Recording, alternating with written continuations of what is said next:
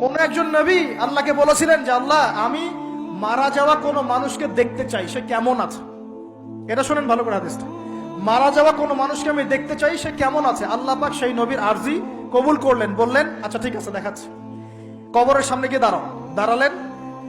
1000 বা 2000 বছর আগের কোন ব্যক্তি যে মারা গেছে তাকে কবর থেকে চিন্তা করা, নবী দেখছেন এবং সে ভয় থরথর করে কাঁপছে, এখনো ভয় থরথর করে কাঁপছে।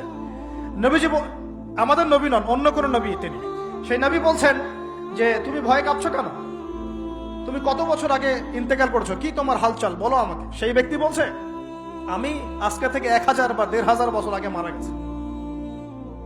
আমি ভয়ে কাঁপছি, যখন আমি মারা যাচ্ছিলাম মালাকুল মউত যে আকৃতি নিয়ে আমার সামনে এসেছিল, ওই আকৃতি আমি এখনো ভুলতে পারি না, তাই দেখে আমি থরথর করে কাঁপছি।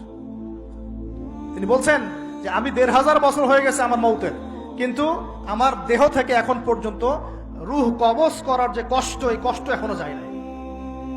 আর এই সব দুর্নীতি করে আর অন্যায় করে মানুষের সম্পদ আত্মসাৎ করে অন্যের উপর অত্যাচার করে আমরা ভাবছি যে আমরা কালকে আমাদের মাঠে পার পেয়ে যাবো। খালি কবরে যাও তারপর বুঝবো। আল্লাহ রাব্বুল আলামিন আমাদের সবাইকে হৃদয়ের চোখটা খোলার তৌফিক দান করুন, হৃদয়ের কান দিয়ে কথাগুলো শোনার তৌফিক দান করুন, এবং আমাদের সবার কলব, মৃত কলব জীবিত করার তৌফিক আল্লাহ দান করুন।